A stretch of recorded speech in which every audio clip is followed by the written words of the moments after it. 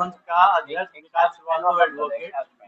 पूर्व में सामाजिक कार्यकर्ता रहा और इस नगर पालिका परिषद के चुनाव में उम्मीदवारों की सूची मैंने देखा कि सुनील जी इसमें सबसे कर्मठ, सौम्य, शालीन और लोगों की मदद करते रहने वाले व्यक्ति मुझे दिखे। या उम्मीदवार के रूप में इनकी उम्मीदवारी मुझे सबसे अच्छी लगी। फिर हम लोगों ने अपनी मीटिंग करके ये तय किया, क्योंकि बलिया विकास मंच का गठन ही हुआ है, तो बलिया का विकास जो भी कर सके उसके साथ लग करके हम लोग कायदे से काम करें और कराएं। इसके लिए सुनील जी सबसे उपयुक्त हम लोगों को लगे। हम लोगों ने अपनी मीटिंग करके इन्हीं को समर्थन देने का निर्णय लिया सर्वसम्मत से, और हम लोग चुनाव में प्रत्याशी के रूप में इन्हीं को चुनते हुए इस चुनाव में इन्हीं को समर्थन दे रहे हैं। तो मुझे पूरा भरोसा है, मैं बहुत दिनों से इनको जानता हूँ और समय समय पर इनके कार्यों में साथ रहा भी हूँ। सारे लोगों के साथ ये रहते हैं, काम करते हैं, जाके कराते हैं, चाहे अपने व्यक्तिगत संबंधों के बल पर भी लग करके कराते रहे हैं। इन सब चीज़ों की जानकारी हम लोगों को, क्योंकि समाज में रहते हैं हम लोग, तो हम लोगों को है पहले। देखिए सुनील सदाब, और मैं यहाँ नगर पालिका परिषद का प्रत्याशी हूँ, निर्दल से प्रत्याशी हूँ। और ये प्रेस कॉन्फ्रेंस जो बलिया विकास मंच ने आज मुझे समर्थन दिया है, उसी के परिप्रेक्ष्य में यह प्रेस कॉन्फ्रेंस बुलाई गई है। और बच्चों से प्रयास कर रहे थे, पिछली बार भी मैं प्रयास कर रहा था। और चूंकि इसी बलिया की माटी में मैं पैदा हुआ हूँ, इसी धरती से मैंने जन्म लिया है। और जब हम लोग देखते हैं पीछे मुड़ के यहाँ की नगर की वार्डों की स्थिति देखते हैं, और विशेष रूप से अभी जब मैं घूम रहा हूँ तमाम वार्डों में, तो वहाँ की स्थितियों को मैं देख रहा हूँ। अपने फेसबुक के माध्यम से मैंने उसको शेयर भी किया है तमाम जगहों को। बड़ी ही खराब और दयनीय स्थिति है। तो उसको देख के एक तो मन और हृदय में बड़ा दर्द महसूस होता है कि इतने वर्षों से इतने बड़े बड़े नेता जो है कि नहीं यहाँ पे चेयरमैन के पद को सुशोभित किए हैं, लेकिन उन्होंने कोई काम नहीं किया। और कभी कभी मुझे लगता है कि यह एक बहुत बड़ा प्रश्न है, क्योंकि यह एक राजनीतिक शाख का विषय है कि यहाँ के जितने राजनेता हैं, तो मुझे ऐसा लगता है जो हम लोग रूबरू हो रहे हैं यहाँ की जनता से, और जनता जो गाली दे रही है, हमें भी सुनने को मिलता है। ऐसा नहीं कि हमें नहीं मिलता है। जनता कहती है कि भाई आप किस तरह से आप वोट मांग रहे हैं। लोग ऐसे ही कहते हैं कि हमें वोट दीजिए, हम अच्छा करेंगे, लेकिन करते कुछ नहीं है। पिछली बार जो लोग जीते, बहुत लोग ऐसे मिले जो ये कहते हैं कि पिछली बार उन्होंने केवल वोट मांगने वो लोग आए, उसके बाद 5 साल तक वो दिखाई नहीं। ऐसी परिस्थितियों में यहाँ पे राजनीतिक शाख का विषय खड़ा हो गया है कि सारी पार्टियां अपने राजनीतिक शाख को समाप्त कर चुकी हैं। इन परिस्थितियों में उस शाख को कैसे और खड़ा किया जाए, कैसे जनता के विश्वास को जीता जाए, उसके लिए हमें बड़ा मेहनत करना पड़ेगा और बड़ी तपस्या करनी पड़ेगी। अब ये लोग क्यों नहीं करते हैं, ये मुझे नहीं पता कि ये लोग क्यों नहीं कर पाते हैं। विगत वर्षों में जैसी जनता जो है झेली है, झेल रही है, झेल 5 वर्षों या विगत वर्षों में किस तरह से जो है आप जो है जनता को विश्वास दिलाएंगे, आप विश्वास कर रही है जनता? देखिए सबसे बड़ी चीज क्या है कि यहाँ के लोगों के पास सिस्टम नहीं है।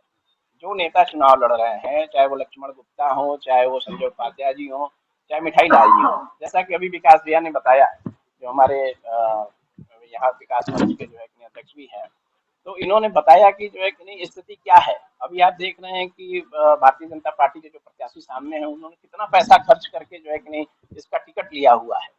टिकट मतलब चुनाव लड़ने से पहले जो है कि नहीं करोड़ों रुपए जो है कि नहीं बह गए हैं। और हम लोग तो निर्दल प्रत्याशी के रूप में हैं, हमें तो बड़ा अच्छा लग रहा है कि हमारे ऊपर कोई नहीं है। और हम जो चुनाव आयोग की आचार संहिता है 8 लाख रुपए की, हमें तो लगता है कि हम उससे कम में चुनाव लड़ लेंगे, हम 5-6 लाख में चुनाव लड़ लेंगे।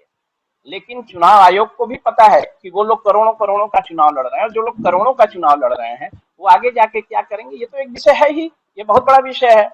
लेकिन अगर दूसरे तरफ से आप देखें कि हम अगर चुनाव जीतते हैं तो हम काम क्यों नहीं करते। काम करने का तरीका बहुत सारा है। आप जितने वार्ड हैं, आप 2500 वार्डों में जो है कि शिकायत पेटिका खड़ी कराइए ना, सारे वार्डों में। आप क्यों नहीं ऐसा करते हैं।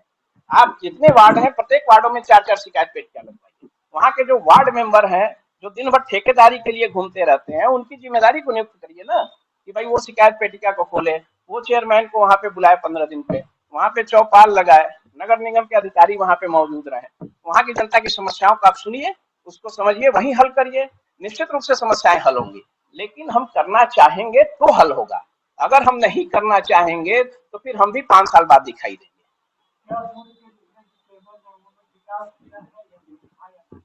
देखिए जहां तक विकास की बात है, तो उस पे मेरा ये मानना है, हो सकता है मैं गलत भी हो सकता हूँ, लेकिन उन्होंने कोई कंक्रीट प्लान करके कोई विकास किया ही नहीं।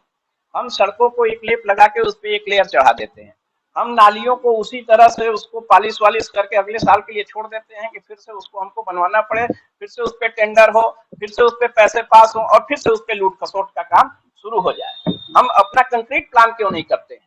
हम अपने घरों को बनाते हैं, हम अपने घर की नालियों को बनाते हैं। क्या हमारे घर की नालियां जो है इतनी जाम हो जाती हैं एक साल में? मुझे तो नहीं लगता कि इतने सारे लोग यहाँ बैठे हैं किसी घर की नालियां साल भर में जाम हो जाती है। फिर शहर की नालियां क्यों जाम होती है? उसका हम एक कंक्रीट ठोस प्लान क्यों नहीं बनाते हैं कि हम 10 साल तक उन नालियों को नहीं छुएंगे? एक बार अगर हमने उसकी सफाई कर दी, एक बार हमने उसको बनवा दिया, उसको ऐसे ऐसे ढकवाइए कि उसमें न कोई भी प्लास्टिक जाए, न कोई भी डस्ट ऐसा कुछ जाए, और सुचारू रूप से वो पानी निकलता रहे। हम ऐसा प्लान क्यों नहीं करते हैं? तो निश्चित रूप से ये बिल्कुल स्पष्ट है कि हम ये प्लान इसलिए नहीं करते हैं कि जिस प्रकार से आप बैरिया के बांधों को देख रहे होंगे कि हर साल उसपे करोड़ों अरबों रुपए आते हैं, बांध बनाए जाते हैं, उसमें गिट्टी डलवाई जाती है, पत्थर डलवाया जाता है और अगले साल फिर वही काम कराया जाता है। तो ये एक सोचने वाला विषय है, इस पे तो जनता को खुद जागरूक होना चाहिए, जनता को प्रश्न करना चाहिए। एक बहुत बड़ा विषय है। आप चौक की स्थिति देख रहे हैं, जैसे चौक जो गांधी पार्क है, वहां चारों तरफ से ठेला और तमाम चीजें हैं। मैं उनका विरोध नहीं करता, लेकिन मैं कहता हूं कि उनको स्टेबल क्यों नहीं करते हैं? आप उनके ऊपर चारों तरफ से आप अपना प्रचार का लगा देते हैं बोर्ड, उसको हटा दीजिए उस रेलिंग को। 4 फीट का उस पे जो है कि नहीं, आप ऐसे फुटपाथ बनाइए और 4 फीट का बना के सारे लोगों को, सारे दुकानदारों को उस पे बैठा दीजिए। ऊपर से शेड लगा दीजिए, कोई डिजाइनर शेड लगा दीजिए ताकि देखने में भी अच्छा लगे। इस तरह के हम बहुत सारे काम कर सकते हैं, उससे हम गरीबों का कल्याण भी कर सकते हैं, लेकिन हम करना नहीं चाहते।